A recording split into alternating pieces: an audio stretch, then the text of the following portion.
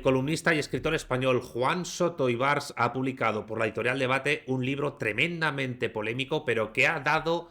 en el blanco y ha metido el dedo en la llaga en una de las grandes mentiras del feminismo: la supuesta inexistencia de las denuncias falsas. Ese libro se llama Esto no existe y ha provocado un maremoto, un tsunami dentro del feminismo, y para bien. Pues hay que decir que una de las personas que con más racionalismo ha criticado el feminismo en lengua española es Alicia Melchor Herrera, y lo ha hecho a través de diversos textos y artículos, entre ellos uno que publicamos en la revista La Razón Comunista hace años, que se llama Patriarcado y Género: mitos fundacionales del feminismo. Así pues, este vídeo es un homenaje a Juan Soto Ibars y también, por supuesto, a la gran Alicia Melchor Herrera, persona de la que no dejo de aprender a cada segundo que la conozco. Y este vídeo es un homenaje a su trabajo, a ella, y además una forma de ponderar y ahondar en el debate que Juan Soto Ibars ha logrado abrir con este libro, y es las mentiras y los mitos oscuros y confusos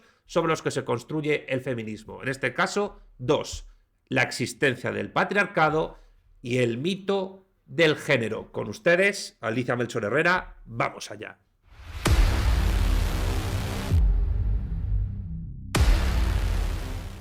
El feminismo justifica su propia existencia a través de dos mitos capciosos y confusos que utiliza con fines políticos. Por un lado, el mito del patriarcado como institución opresora sobre la mujer, y por otro, el del género como constructo social impuesto por el patriarcado. Esta definición de género como constructo social desestima la importancia de los procesos biológicos inherentes a cada sexo en las pautas de comportamiento y roles sociales que históricamente han asumido tanto mujeres como hombres. Además, el feminismo afirma que patriarcado y género son instituciones culturales creadas, organizadas, sostenidas y dirigidas por varones para asegurar unos supuestos privilegios de estos y para someter a las mujeres víctimas de esas instituciones opresoras. Todas las ramas del feminismo asumen ambos mitos. La diferencia entre ellas es hasta qué punto aceptan o retuercen las conclusiones de estas premisas de partida, especialmente las derivadas del concepto de género, en particular del femenino. La corriente del feminismo radical, el RADFEM, partiendo de sus sílabas iniciales en inglés, instauró en su momento el razonamiento de que los comportamientos habitualmente asociados a lo femenino no son naturales sino impuestos por el patriarcado. Afirmaban también, siguiendo la doctrina de Simone de Beauvoir, que esos roles pueden ser rechazados por aquellas mujeres que se niegan a asumirlos, empoderándose a sí mismas y creando una nueva mujer, disidente de los roles tradicionales, ya que la mujer no nace, sino que, según ellas y según Simone de Beauvoir, se hace. El problema es que el movimiento RADFEM actual se niega a aceptar las conclusiones de sus propias premisas. Afirma como premisa de la que parte su razonamiento que el género es un constructo social, algo puramente sociológico y artificial totalmente desligado de la biología, pero rechaza la conclusión lógica que se deriva, que siendo el género una figura artificial y ajena a la biología, pueda ser asumido por quien quiera asumirlo, independientemente de su condición biológica, incluidos los hombres que pretenden ser mujeres. Esta incoherencia de base con respecto a sus propios postulados, oponiéndose a aceptar las conclusiones de sus premisas de partida, es lo que hace que surja el feminismo queer, que sí acepta la deriva lógica de sus principios. Si el género es un constructo social impuesto por el patriarcado, cis-heteropatriarcado en términos queer, totalmente disociado de la biología, puede ser adoptado por cualquier persona, independientemente de su condición biológica. Y recordemos una cosa: el feminismo antiqueer le niega a lo queer la condición de feminismo, y lo mismo ocurre a la inversa, pero ambos parten del mismo patrón errado: la idea de que el patriarcado existe y de que existe el género. Sigamos con Alicia Melchor. Por tanto, podemos decir, según Alicia Melchor, que las diferentes ramas del feminismo no son más que la consecuencia de la aceptación o no de las conclusiones que se derivan de las premisas de sus mitos fundacionales, o sea, de la mayor o menor coherencia interna en sus postulados, de los requiebros teóricos necesarios para justificar sus incongruencias, o de la adaptación de un movimiento que no deja de ser identitarista a otras particularidades identitarias, como la raza, la etnia o grupo cultural, o las preferencias sexuales,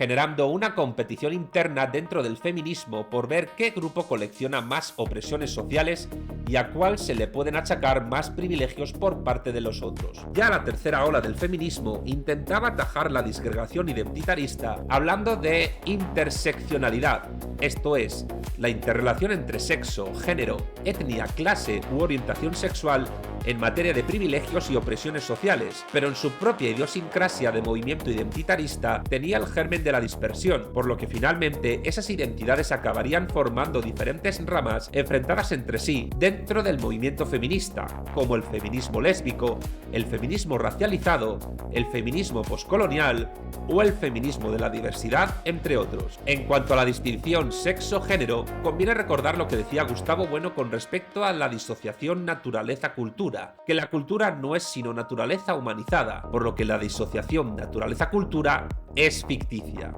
Y aquí con naturaleza, bueno, quiere decir sobre todo biología. Sigamos. De igual manera, el feminismo crea una disgregación artificial entre el sexo biológico, esto es natural, y el género como imposición social o cultural, por lo que aplicando el mismo principio lógico que Gustavo Bueno aplicaba en el caso anterior,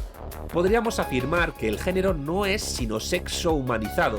por lo que la disociación sexo-género es tan ficticia como la de naturaleza-cultura, y que el género no es sino la, entre comillas, cultura del sexo humanizado, y como parte de la cultura que es, varía según el momento histórico y las circunstancias, que pueden ser tecnológicas, laborales, políticas, económicas, sociológicas, médicas o farmacológicas, entre otras, del mismo. Por tanto, el género ni es una imposición ni es artificial, pues es tan natural como la biología y la cultura. En el caso del patriarcado histórico como estructura social estudiada por la antropología del parentesco, el patriarcado que realmente existió murió mucho antes de llegar a las sociedades políticas democráticas capitalistas y socialistas, y después abundaremos en este asunto. Lo que sí perduró fue la división sexual del trabajo, que nada tiene que ver con el patriarcado. Después, más adelante, en el último punto de este vídeo, veremos que a pesar de que el desarrollo tecnológico ha reducido la fuerza física necesaria para desarrollar todos los trabajos, sigue habiendo profesiones mayoritariamente femeninas y otras mayoritariamente masculinas. Intentaremos explicar las razones.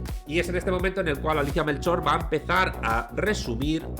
las diferentes olas y sus raíces teóricas del feminismo, esto es, la génesis de esta ideología del feminismo. Vamos allá. Como ya ha explicado Alicia Melchor antes, fue el existencialismo de Simone de Beauvoir el que sentó las bases teóricas que posteriormente desarrollarían las ideologías del feminismo radical, o Radfem, motor y eje de la segunda ola del feminismo, que aproximadamente va del año 1960 a 1980. La tercera ola feminista, que va de 1980 hasta el año 2013, y la supuesta cuarta ola, que empezaría en 2013 hasta el presente, solo profundizan en cuestiones iniciadas por la primera, aunque junto con la ideología queer tienen una orientación más postmoderna. Aunque el feminismo radical de la segunda ola parece ser contrario al posmodernismo filosófico, tiene una marcada influencia de teorías filosóficas que influyeron en los posmodernos, como el marxismo filtrado a través de la teoría crítica de la Escuela de Frankfurt, como el construccionismo social, como el existencialismo de Jean-Paul Sartre y Simone de Beauvoir, que tiene por cierto su origen en Martin Heidegger, como el postestructuralismo y la influencia del psicoanálisis de Sigmund Freud, conjunto de teorías que entran con fuerza en los campus universitarios de Estados Unidos entre los años 1960 y 1980. También es la época en que se dan mayores procesos de descolonización en África y Asia y del inicio del poscolonialismo teórico. Todo ello, huyendo en el momento de las movilizaciones contra la guerra de Vietnam, permite al movimiento de mujeres, autodenominado así, estadounidense, coordinarse a nivel político y teórico en torno a lo que luego se llamó feminismo radical. Las dos principales teóricas de este feminismo radical anglosajón de aquella época fueron Kate Millett y Shulamith Firestone. Las obras que ambas escriben como pilares del feminismo son, respectivamente, Política sexual de 1969 y La dialéctica del sexo de 1970. Ambas obras están influidas por El segundo sexo, escrito en 1949 por Simone de Beauvoir. Para Kate Millett, autora de Política sexual, el patriarcado y el género es lo que define la sexualidad femenina como forma de relación política de subordinación de la mujer al varón. Para Shulamith Firestone, autora de La dialéctica del sexo, La dominación masculina tiene una base sexual biológica que se remonta al llamado reino animal, convirtiendo a las mujeres en una, entre comillas, clase económica, es decir, una, entre comillas, clase social. Idea, además, cuidado, inspirada en el origen de la familia, la propiedad privada y el Estado, obra escrita en 1884 por Friedrich Engels. Así pues, la idea de que las mujeres son una clase social parte del marxismo clásico y en concreto de Engels y de esta obra de Engels. Sigamos. Ambas creen, Kate Millett y Shulamit Firestone, haber llegado a la raíz de la supuesta subordinación de las mujeres a los varones a través del, entre comillas, descubrimiento del patriarcado y del género como elementos de dicha subordinación y opresión, por lo que la destrucción de ambas, entre comillas, instituciones significará el fin de la supuesta subordinación de las mujeres a los varones. La pregunta que deja sin responder Shulamit Firestone es ¿cuál es el medio de producción que posee la mujer para constituir una clase social en sí misma? Alicia Melchor se pregunta, ¿es el útero un medio de producción? ¿Debe el Estado pagar el subarriendo de ese medio de producción? Si el útero es un medio de producción, ¿la gestación subrogada es un negocio legítimo? ¿Y la prostitución también? ¿Por qué consideran Firestone y otras feministas teóricas a la mujer una clase independiente del hombre proletario que vende su fuerza de trabajo? En su obra La dialéctica del sexo, Firestone, intentando liberar a la mujer del yugo de la maternidad y la familia, habla de un hipotético futuro en el que la paternidad y maternidad naturales serían abolidas y sustituidas por unidades familiares artificiales,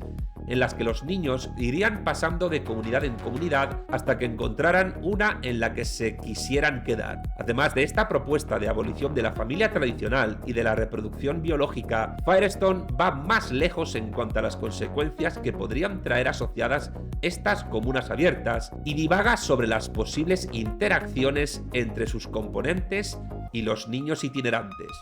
Y agarraos que vienen curvas y no precisamente agradables. Citamos textualmente a Shulamit Firestone. Esto dice: de esta manera, dice Shulamit Firestone, y la citamos, al carecer del tabú del incesto, dentro de pocas generaciones los adultos podrían retornar a una sexualidad polimórfica más natural, y la concentración en el aspecto genital de sexo y en el placer orgiástico daría paso a unas relaciones físico-emocionales totales que incluirían estos aspectos. Las relaciones con los niños incluirían la cantidad de sexualidad genital de la que el niño sea capaz, probablemente más de lo que creemos en la actualidad. Fin de la cita. Y sí, la feminista radical Shulamit Firestone defendió la pedofilia. Sigamos. Dejando a un lado los inquietantes desvaríos de Firestone, otras autoras del feminismo radical sí han pretendido partir de postulados materialistas históricos, en este caso para definir el patriarcado. En el libro de 1986, La creación del patriarcado, Gerda Lerner afirma que este surgiría con el Neolítico, mientras que en las sociedades humanas paleolíticas no existiría el constructo social llamado patriarcado. De los cerca de 200.000 años de existencia del Homo sapiens, alrededor de 180.000 de esos años, las sociedades humanas más primitivas vivirían sin patriarcado, que sería producto de sociedades políticas avanzadas más complejas, ya con agricultura, ganadería y pesca desarrolladas, acumulación de excedente alimenticio para el intercambio comercial en poblaciones sedentarias e inicio de producción de artilugios metálicos. Como veremos más adelante, y según Alicia Melchor, este marco histórico sí coincide con la definición de patriarcado que da la antropología del parentesco. Además, tanto las feministas radicales como los feminismos posteriores comparten la teoría de que el patriarcado tendría unos 10.000 años de existencia y hoy todavía seguiría existiendo. Pero, ¡oh sorpresa! Señores, vamos a decir una cosa que algunos todavía no se han enterado, y menos aún las feministas. El patriarcado ha muerto.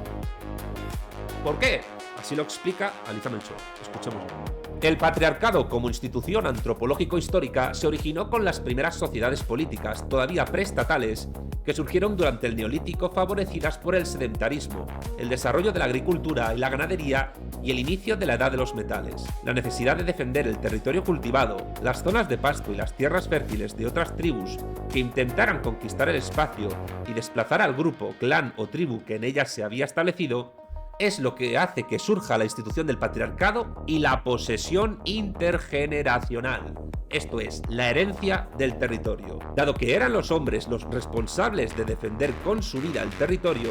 eran los hombres los elementos inamovibles de la tribu, pero para evitar la endogamia era necesario que las hembras fueran de otro clan y que las hembras de la tribu propia fueran a buscar pareja a otra tribu, normalmente aliada de la suya. Este sistema de parentesco que regula el apareamiento para prevenir la endogamia en los clanes familiares, llamado exogamia y que se da tanto en primates como en otros animales gregarios, consiste en que los jóvenes en edad reproductiva abandonan el grupo para buscar pareja sexual. Cuando son las hembras las que salen del clan para reproducirse se llama exogamia femenina, y cuando son los machos los que abandonan el grupo familiar para encontrar pareja, hablamos de exogamia masculina. En el caso de la exogamia masculina, el clan familiar es femenino, puesto que está formado por hijas, hermanas, madres, tías y abuelas, mientras que los machos no tienen relación familiar entre sí. En grandes primates, estas estructuras sociales darían lugar a algo que podríamos llamar matriarcado, y suelen ser sociedades nómadas. Cuando la exogamia es femenina, las hembras pasan a ocupar el territorio de otro clan,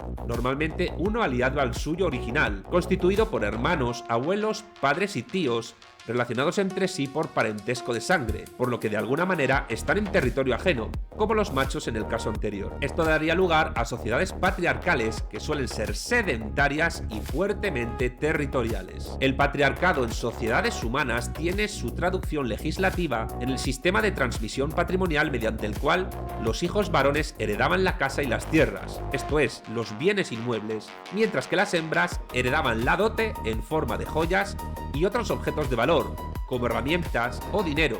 esto es, bienes que podían llevarse a su nuevo hogar. El patriarcado empezó a morir en el momento en que se constituyen los ejércitos permanentes y por tanto la defensa del territorio no depende del clan familiar, y vio sus últimos estertores en el momento en que las herencias se empezaron a repartir a partes iguales entre los descendientes, independientemente de su sexo. El primer punto de inflexión coincide con el surgimiento del Estado, ya en la antigüedad clásica, y el segundo con la implantación política del cristianismo como religión oficial del Imperio Romano, cuando poco a poco la mujer empezó a ser reconocida en el derecho, sobre todo en el medieval, como propietaria también de bienes inmuebles. Como ya dijimos antes, una cosa es el patriarcado y otra la división sexual del trabajo, que perduró hasta que la tecnología consiguió superarla, lo que sucedió gracias a la Revolución Industrial primero y a la popularización de los métodos anticonceptivos después, que permitieron la liberalización de la fuerza de trabajo femenina. Antes de estos avances tecnológicos, médicos y farmacéuticos, las labores domésticas de una esposa que no podía controlar la cantidad de hijos que engendraba y que no tenía ayudas técnicas en las labores del hogar, como tampoco las tenía su marido en el tajo, que exigía un denodado esfuerzo físico, hacían prácticamente imposible que una mujer casada de clase obrera y en edad fértil pudiera sacar tiempo para cumplir una jornada laboral fuera del hogar, por lo que era el esposo el encargado de llevar el dinero a casa. El hecho de que fuera el hombre el único de los dos cónyuges que en la mayoría de las ocasiones cobraba por su trabajo a jornada completa, derivaba en que también fuera el representante jurídico y económico del patrimonio familiar. Con la incorporación plena y sin cortapisas de la mujer al trabajo, llegó el derecho de las mujeres a la representación en igualdad de condiciones con respecto a la entidad jurídica del matrimonio y al patrimonio económico familiar, así como el derecho a la ciudadanía en igualdad de condiciones con el varón, el derecho al voto, la capacidad jurídica para gestionar sus propios bienes, tanto ganados como heredados, etc. Evidentemente estamos hablando de las sociedades cuyo desarrollo histórico hemos descrito, que son principalmente las influidas por el cristianismo. Quedan, eso sí, sociedades que aún conservan restos del patriarcado en el África subsahariana y en el mundo islámico, aunque hay que advertir que no de la misma manera que antaño, porque estas regiones no dejan de estar insertas también en las cadenas globales de valor del ciclo ampliado del capital, y la producción de mercancías exige, también en estos territorios, la progresiva liberalización de la fuerza de trabajo femenina incompatible con la existencia del patriarcado. Así pues, sí, desde la perspectiva del materialismo político que Alicia Melchor ha explicado de esta manera tan magistral, afirmamos lo siguiente: el patriarcado ya no existe y se lo ha cargado el capitalismo. Y esto implica que todas las definiciones de patriarcado que existen desde los distintos feminismos están erradas. ¿Por qué? Así lo explica Alicia Melchor. Escuchémosla. A pesar de que la evidencia empírica e histórica demuestra que ya no existe el patriarcado como sistema de transmisión patrimonial ni como institución antropológico-histórica dentro de las sociedades democráticas, el movimiento feminista utiliza este concepto tergiversado como herramienta teórica para, entre otras cosas, justificar su acción política, una parte de la cual consiste en la búsqueda y amparo del Estado para conseguir financiación tanto pública como privada con el fin de financiar las fundaciones, asociaciones y ONGs que dan empleo y visibilidad mediática a sus activistas. Una parte de esa estrategia de presencia e implantación consiste en instaurar su terminología a escala política. Y por eso el modelo de Estado que tenemos, Estado social-liberal progresista, es además un modelo de Estado feminista, en el que el Estado es el nuevo macho proveedor de las mujeres tienen todas las ventajas jurídicas y los hombres son simplemente dadores de esperma y sus hijos, en puridad, no les pertenecen. ¿Y esto por qué ocurre? Porque el patriarcado, como diría Roxana Kramer, no existe más. Sigamos con Alicia Melchor. El feminismo radical define el patriarcado como un sistema de dominación sexual, que es el sistema básico de dominación sobre el que se levantan todos los demás: clase, etnia, orientación sexual, etc. El género sería para el feminismo radical la construcción social de la feminidad determinada por el patriarcado. Patriarcado y género convertirían a las mujeres en una casta sexual oprimida por los varones. Para que no quede duda de la implantación política de la terminología feminista, expondremos la definición que da la Organización de Naciones Unidas a través de la CEDAW, esto es, la Convención sobre la Eliminación de todas las formas de discriminación contra la mujer, un tratado internacional de derechos humanos adoptado por las Naciones Unidas en el año 1979. Tratado que dice que el patriarcado es un sistema que justifica la dominación, explotación, opresión o discriminación de las mujeres sobre la base de una supuesta inferioridad biológica femenina. Estas definiciones feministas de patriarcado son intencionadamente amplias, intencionadamente confusas y difusas, porque buscan su universalización histórica para así poder achacar de manera simple una supuesta opresión global de las mujeres por parte de los varones, entendiendo a ambos como, entre comillas, clases sociales atributivas universales, esto es, que están por encima de los estados cuando eso es imposible desde el materialismo político y que existen desde el neolítico hasta la actualidad. Estas definiciones, que realmente no definen nada por su amplitud y vaguedad, exponen, eso sí, una declaración de intenciones: proclamar una guerra contra lo masculino por supuestamente atentar históricamente contra el bienestar de la mujer. El feminismo realmente existente forma parte de la ideología dominante en el capitalismo, que no es sino la ideología que a la clase dominante le interesa propagar y que ya no solo se transmite a través de partidos políticos, organizaciones supranacionales, instituciones culturales, diplomáticas o políticas, medios de comunicación como periódicos, cadenas de televisión y redes sociales o productoras audiovisuales, en forma de series, películas y plataformas digitales de entretenimiento cuya finalidad es crear opinión pública, que no es más que la opinión publicada, recordemos, y como decía Rafael Correa, sino que es una maquinaria propagandística que se ha unido en los últimos lustros a un nuevo transmisor ideológico: las ONGs, las asociaciones, las fundaciones y otras corporaciones ideológicas que son subvencionadas por el Estado y cuya opaca gestión desvía dinero público a instituciones privadas que en muchas ocasiones están relacionadas con partidos políticos y emplean a golpe de enchufe a una nueva categoría profesional, la del subvencionariado, cuyos activistas compiten entre sí para demostrar que su identitarismo ideológico es el más necesitado de subvención, exponiendo determinados problemas, reales o ficticios, mensurados o magnificados, a la vez que ofrecen una solución en la cual ellos o sus asociados son actores principales. Por eso los activistas, propagandistas de determinadas ideologías, tienen cada vez más voz y presencia en todo tipo de escenarios, divulgando supuestos problemas sociológicos, nunca problemas económicos y laborales de la clase obrera, ni soluciones económicas ni políticas a los mismos. La exposición de problemas sociológicos, reales o magnificados, es primordial para ocultar los problemas económicos de la clase obrera. Estas instituciones ideológicas también son subvencionadas por organismos internacionales, por partidos políticos y por grupos empresariales que tienen intereses económicos y por tanto políticos, y por tanto, en un mundo global, irremediablemente, intereses geopolíticos. Otro ejemplo de la implantación mediático-jurídica del lenguaje y la metodología feministas